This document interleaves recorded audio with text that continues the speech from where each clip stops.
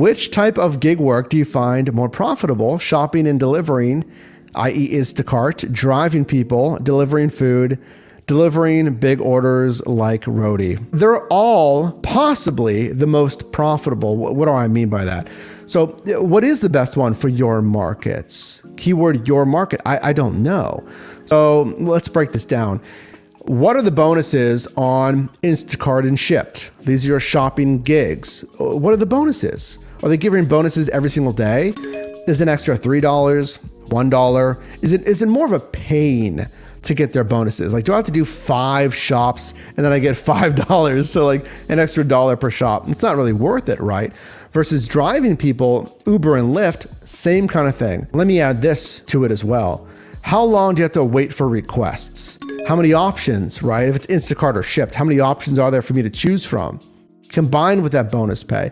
Because I don't want to wait, if I'm invested in Uber and Lyft, I don't want to wait sitting in my car for a request. And then when a request does come in, it's awful. It's like $1.10 per mile. It's going to equate to like $12 an hour, right? Versus, again, if it's busy, if constantly requests are coming in, then I have, again, more to choose from. I'm going to decline the bad ones.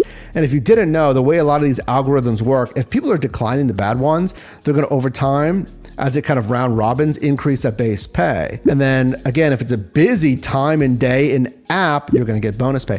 Delivering food, DoorDash, Uber Eats, and Grubhub. Think about market share. Nationally, here in the US at least, DoorDash has about 59% technically as of May 2022 market share when it comes to sales.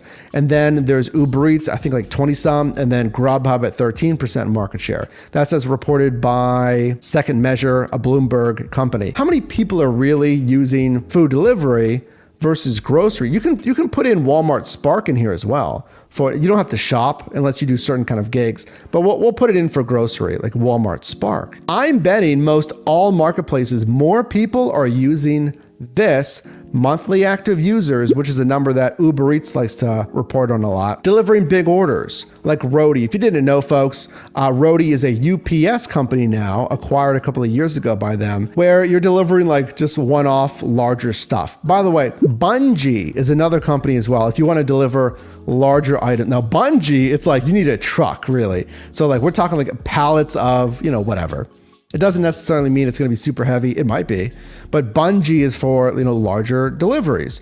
Roadie, again, it might be like, it's a little smaller than a pallet. So it's going to be like, deliver this huge picture frame, deliver these 2x4s where, a sedan driver with, like, I can't fit it in my Passat, so Roadie is going to be some of those larger items. How about, what else?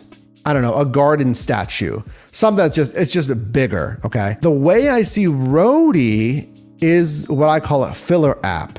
So I wouldn't see usually Roadie and maybe Bungie. I don't have a truck, so I haven't used Bungie, but we did a video on it. You can search for that and watch it if you want.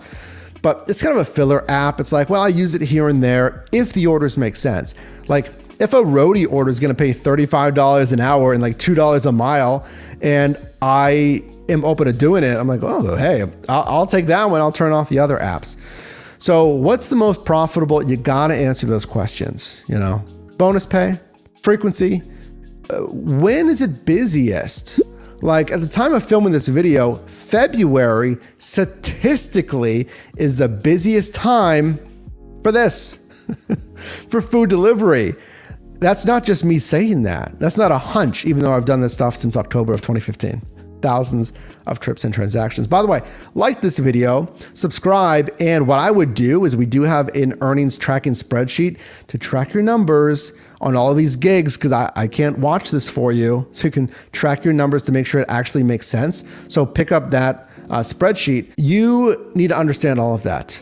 And anyway, my point was DoorDash and Uber Eats in their quarterly calls have both shown graphs that said, yes, our customer demand peaks in February and it slowly drops throughout the year. What is the best time to deliver food during the Super Bowl? And it doesn't matter if the Super Bowl is not going on at the time that you're watching this video. When's the best time to deliver? Just during large events, concerts, sporting events, any big event. When is the best time to deliver food? If we're talking Uber Eats and DoorDash. Well, let me ask you, when's the best time to deliver food during, let's say, I guess the Super Bowl or a big football game, whatever, sporting event. It is, it's probably busiest during halftime, right? But then there's a spike beforehand, maybe an hour or so before the game, hour and a half, maybe 2 hours for certain items that people are getting prepped for their parties, right? You're gonna get like the pizzas and stuff and the hot foods within the 45 minutes to an hour before the game. Maybe people having people over before the party, and then especially during halftime. Well, let me tell you this though, because that's kind of common sense, I guess. But as someone who's done food delivery and these apps since 2015, as someone who's delivered here in Pittsburgh, Pennsylvania, near Heinz Field, well now Acrisure Stadium, during busy games, that traffic is very tricky. So there's two things here I want you to listen to as you're watching this video. Are you literally driving in the game area, like in your market, or are you just like driving during the game in your market? Because they're very different. Oh my gosh, they're so different. If you're driving near the actual game, be ready for the road closures. Be ready for difficulty getting to restaurants that are, again, road closures blocked off. Get ready for like a ton of pedestrian traffic, waiting for crosswalks and missing lights at intersections.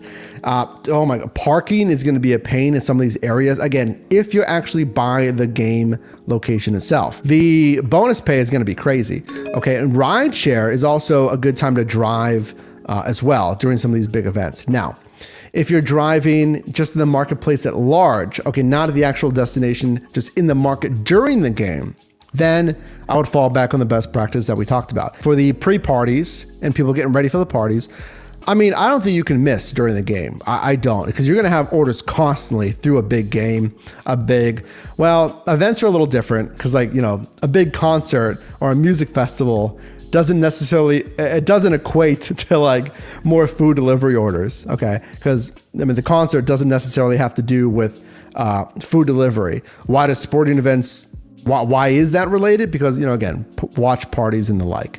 Anyway, I don't think you can miss driving it really anytime, before, during, even after. But the best time to deliver, I would say in the first half, before, and then, kind of that first half there, I think it's going to honestly be the absolute busiest time.